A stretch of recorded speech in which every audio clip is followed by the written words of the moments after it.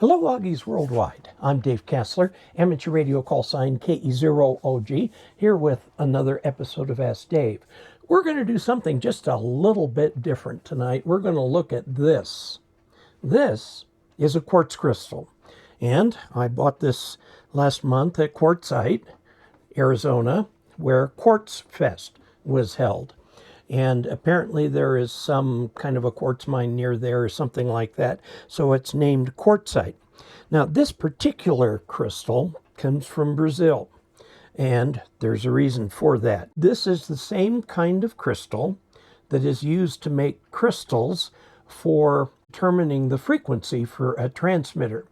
Now, it used to be that you had to have a separate crystal for every frequency you wanted to transmit on if you wanted to be crystal controlled. In more modern times, they have developed techniques where they can have one crystal and it goes through a bunch of digital logic and counting and everything like that, and then some filtering, and you can get any other frequency that you want down to 10 hertz or even 1 hertz. In my ICOM 7300, there is a crystal, and there's all kinds of digital logic, and you can get all the different frequencies at 1 hertz intervals. You can't get them at a half hertz interval because it's not continuously tuned, it's digitally tuned. Let's take a look at a couple very interesting things here. This is a web page from quartzpage.de, so German. Now, normally in German, Q-U-A-R-Z would be pronounced quartz, because Z is pronounced as T, like that, a T followed by the Z, quartz. This shows you what they look like as crystals, okay, or they can be colored, and look at all of these things that are basically quartz but have some coloring in them, from agates to rose quartz, different kinds of things, amethysts that you can get out there are all forms of quartz. Quartz, interestingly, is silicon dioxide. That's all it is. It's sand plus oxygen. So you get it mixed up under a lot of pressure, very hot, in like a volcanic area, and where there is a little gas space like this that doesn't prevent the growth of the quartz crystal, you get these crystals. Not only do they have these 6 sides, but if you look at it from the top, we have 1, 2, 3, 4, 5, and right up here is 6 sides. So very interesting kind of a pyramid shape. You say, okay, so what? Well, let me tell you, so what? In World War II, the people who were putting together the radios that they knew would be needed by the millions in World War II had a decision to make. They could go with crystals to give them the exact frequency. For example, if you were part of a tank platoon, you could talk to each other if you all had the same quartz crystal. Now, the other way of doing it was to use the MOPA design, which is Master Oscillator Power Amplifier. And you tune the oscillator, and if you've ever looked at the schematic of one, the actual tuning capacitor is flanked by a whole bunch of different capacitors that have different temperature coefficients to make the thing as stable as possible. But still, you had to warm the thing up for about 20 minutes. Now, fighter aircraft taking off often don't have 20 minutes notice. Bomber aircraft would take off. They might have 20 minutes notice. Tanks, certainly. If somebody started firing on a tank formation, you don't have 20 minutes to warm up. Now, amateur radio operators were divided. There were a number who were crystal controlled and a number who were MOPA, or variable frequency oscillator. The problem with these oscillators in that day, they weren't terribly stable, even with the attempts at temperature correction. Some of them, to be really stable, had little crystal ovens, but it took about an hour for that thing to get to the right temperature and settle out. Okay? So hams were using both VFOs and crystal oscillators. The armed forces of the U.S. thought long and hard about it and said, we're going to go with crystals, because it had all the advantages. A platoon of tanks was instantly all on the same frequency, and so on. By the way, the U.S. used FM for tank communications, and the Germans used AM, and we fixed it by cornering the world market for quartz so that the Axis powers couldn't get any, so they had to do the MOPA style thing, and they were really disadvantaged by doing this. Also, not all of their tanks had radios, just maybe the platoon leader would have a radio and use hand signals or flags or something to signal to the other tanks what they were doing. So every tank that the U.S. put together, that the British put together, were crystal-controlled radios. The issue was this. At the time that the government, it was 1938, 1939, was seeing the handwriting on the wall and knew the war was coming, knew they'd need not dozens, not hundreds, not thousands, not tens of thousands, but about 2 million crystals per month. At the time, the total number of crystals in the whole United States was about 100,000, all in the hands of hams or commercial broadcast stations who needed to maintain very good frequency control and so on. So what to do? You've got to, at the time, the only technology available was to take a naturally occurring quartz crystal. And like any crystal, you can cut it along different lines and get different sizes. Now, what's so special about quartz? Why not a diamond? Well, the reason for quartz is it's piezoelectric. When you squish it, you create electricity. Now, you got to have the plates on it to be able to do that. A lot of early phonograph record pickups had a needle attached to a quartz crystal. And as the needle wiggled, the quartz crystal would wiggle and you'd get nice audio sound out of it. Now, the way they work for radios is you take a pretty small piece of quartz and you make it pretty doggone thin. So out of a quartz crystal like this, you could probably get maybe 100 to 200 crystals. And as the war went on, they discovered ways to make better crystals. Now, this is all documented in a really cool book. The first documentation that I saw was in January 2004 in QST, and that was back before they kept high-res copies of QST online. So, unfortunately, I couldn't get color for these pictures. This right here shows a piece of quartz, and you can see how the crystal works like this. And they would get these wafer-thin little pieces of quartz, all of which had piezoelectric properties. Now, to get the right piezoelectric properties, you had to cut it just right compared to the way the crystal was put together. Also, some were circular. Okay, so what you've got here is a bar of cultured quartz. Cultured quartz, sort of like artificial diamonds, cultured quartz was not a method for its development, was not available till later in the war. So the earlier ones had to be taken from the ground. And where were they taken from the ground? At the time, Brazil, most of South America was kind of neutral. You know, this was a Europeans' war and a Japanese war. Okay, and they were kind of insulated from most of it, although lots of spying and intrigue and stuff like that went on. The U.S. came in and tried to buy all the quartz. The quartz crystals like this occurred naturally well inland from the sea, and they were being mined locally and sold internationally. The U.S., to make a long story short, cornered the market. And they did so not just by buying all the quartz, but there were a few little, shenanigans that went on to make sure that not part of the quartz harvest went to Germany or Japan. Okay? It was just the Americans and the British who got the quartz crystals. And the crystals were shipped in this form, like this, in boxes to the U.S. And not by any slow boat either. They needed these as quickly as they could get them. So they would send Navy transport planes down to pick up this quartz and take it back to the U.S. for processing.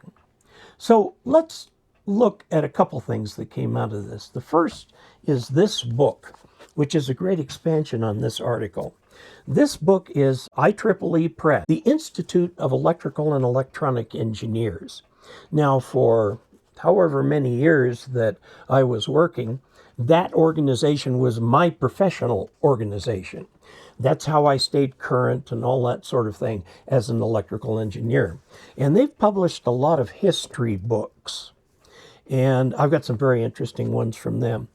This was one of them, Crystal Clear, is the name of it, The Struggle for Reliable Communications Technology in World War II by Richard J. Thompson, Jr. Unfortunately, it's out of print. You'll have to find one in a used bookstore or something. The whole ground was covered with little pebbles like this, most of them black. But every so often I would see a white one, and so I picked them up. These are obviously not crystalline. They're very milky in appearance. Okay, nice and white.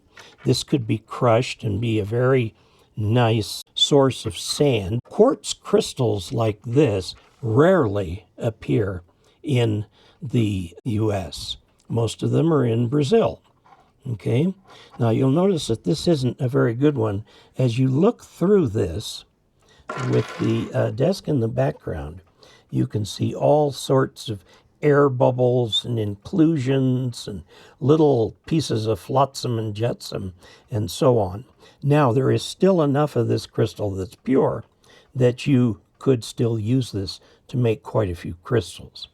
Okay, now, again, you take a wafer of quartz and it will oscillate at radio frequencies if the appropriate oscillator circuitry is attached to them.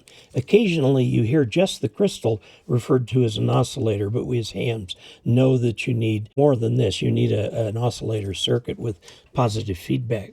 Now this tiny, tiny, tiny little thing right here is a crystal cut for 7122 kilohertz. Now this and this one right here at 7030 are a couple of QRP frequencies in the 40 meter ham band. And these right here are very good oscillators. In many devices you will see crystals like this. Quartz crystals have been made so small that you can put them in pocket watches and they will keep extremely accurate time. This right here happens to be a mechanical watch, so it does not keep time with the aid of a quartz crystal. So these are the kind you find in modern electronics where there's enough room to mount them. Otherwise, they mount them differently. But back in World War II, there were a number of different kinds of mounts for the crystal. This is the FT243, which is one of the most common. So this type of thing would have had a flat piece of crystal that looked like this. Here's the FT243. Okay, and it has a very flat, thin, see it's translucent crystal under there. And there's a spring in there to keep that in place. Crystals came in many different forms, like this, that were matched to the job. Now you may ask how such a tiny thing can actually vibrate at 7 million cycles per second. And the answer is it's really thin. And it's got to be cut just the right way from the quartz. If you cut it along another face, it has different properties and so on. Some, if you cut them wrong, it'll actually be vibrating at 2 frequencies simultaneously. That's no good. There's a method. These, rather than being cracked like diamonds, where they split it along a fracture, they actually saw these with extremely fine diamond-tipped saws, because these are quite sharp. And they're very hard. The hardest being the diamond. So diamond-tipped saws would be used to slice these things. The crystals inspected, and initially they were ground. You get a little really fine grinding powder, and you could do that by hand and get the kind of crystal that you wanted. One of the problems with that is no matter how hard you tried to clean it, there was still a little bit of dust on it. And that dust would move as the crystal vibrated. And it would actually build up and kind of wedge itself into imperfections on the face of the crystal, causing the crystal to go lower in frequency. This problem really stumped the entire crystal industry and the government, because these crystals needed to hold their value for more than a month or two. So what they did was certain manufacturers were not having a problem with this aging problem. And what they did, they were not grinding, they were acid etching. They were eating away extremely slowly with the dilute acid off the face of this thing and getting the crystals down to the right frequency. And so they made everybody go with etching rather than grinding. Okay? And that's how they solved the problem. So World War II crystals that are this size are, in fact, very stable, extremely stable. Now, interestingly, the original ham bands were designed, it was 80, 40, 20, 15, and 10 meters. And if you looked at the harmonics of those, each band was on a set of harmonics. Okay? So if you had a poor transmitter with poor control, the harmonics would show up on another ham band. In many cases, this was not perfect. But when the novice license came out, they insisted that novices be crystal controlled. So I had two, count them, two crystals, one at 7107. Now, what novices would often do is they'd put out a long C cube, and another novice wouldn't have that crystal, but would have a different one and would reply on a wildly different frequency. So you tuned the entire band to try to find somebody who was calling you, and they'd make a very extended call so the other station could find them. And they would talk to each other. I had a different approach. I would set mine at 7107. I'd get everything tuned up and ready, the key at the ready, copy paper at the ready, and then I'd sit down and read a book until somebody called CQ on that frequency. And then we talked. And that worked really well because the novice bands were extremely active. This is Morse code only, right? Morse code only is what the novices could do. Then they gave them some voice privileges on 2 meters, and then they moved them from there to 220, the 222, now 222 to 225. You can't get a new novice license now. There are several who keep rolling them over and keeping them current. And back then, when I was a novice, you had a year, either up or out.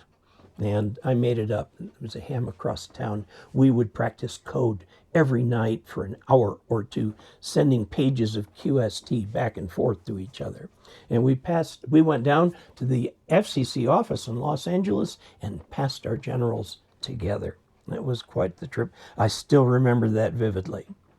So anyway, this tells you a little bit about how even in the early days of radio, they were able to keep their radios at precisely the right frequency, which became incredibly important for combat troops, ships, everything. If they said they were going to be on, say, 8074, doggone it, they were on 8074. And everything worked well. Now, I will tell you, this frequency right here, 7030, which is this little tiny crystal here, is the national QRP frequency for 40 meters.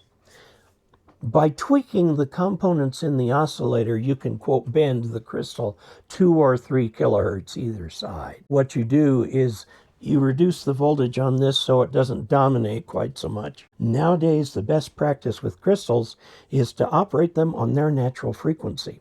And yes, you can get a little piece of crystal. If you put electricity into it, it will change shape. As it relaxes, it will send energy back out. So you get an oscillator set up to sustain that oscillation inside the crystal, and it will be right at the crystal's natural or resonant frequency. So there you have it. We've talked about crystals, an absolutely fascinating subject.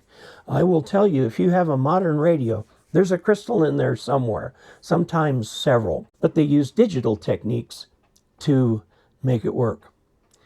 Fascinating. So, until we next meet, 73.